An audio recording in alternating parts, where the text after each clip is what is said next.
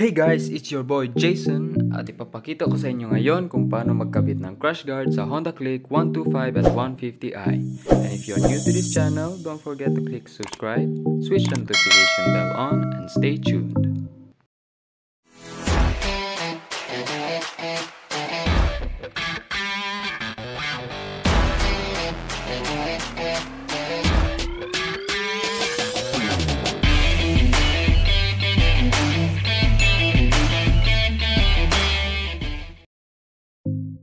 Good morning!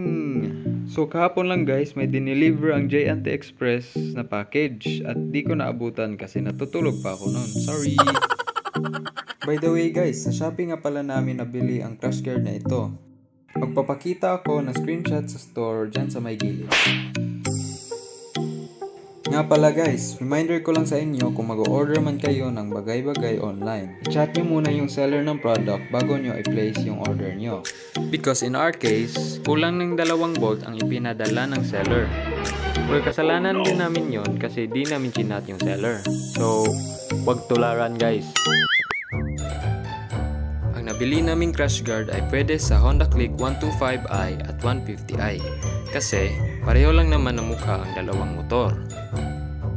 Ang dahilan kung bakit kami bumili ng crash guard ay para sa kanyang design.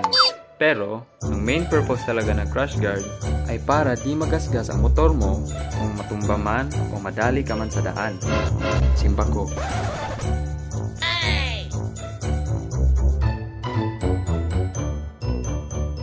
Sakaling itanong nyo, "Uy Jason, baka mas maging mabigat at mas mahirap ang pagmaneuver mo niyan sa daan."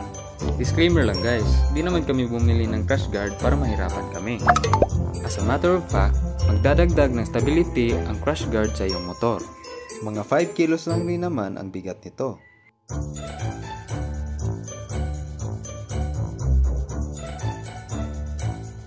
Para sa akin guys, mas magandang tignan kung mas malapad ang motor. Dahil mas magiging intimidating siya tignan sa daan. Naku, intimidating lagi.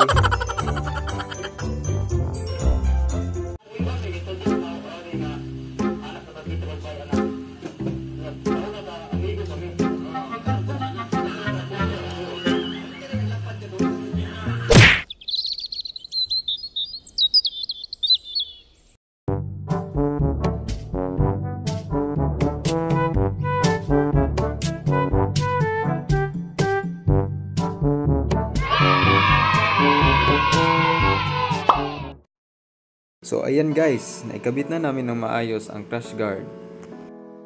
May ginawa lang kaming konting mga modifications dahil hindi masyadong aligned ang mga lalagyanan ng mga bolts.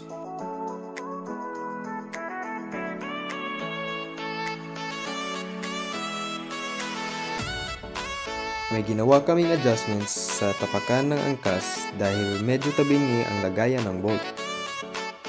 At nahihirapan kami sa kalisod dahil napakatigas ng bakal ng crash guard. Nga pala guys, nasabi ko na ba na kulang ang pinadala ng seller ng mga bolts? So kailangan namin mag-improvise. At ito na ang final look sa ikinabit nating crash guard sa Honda Click. At kung may natutunan man kayo sa video na to, don't forget to hit subscribe, switch the notification bell on, and stay tuned for more upcoming videos.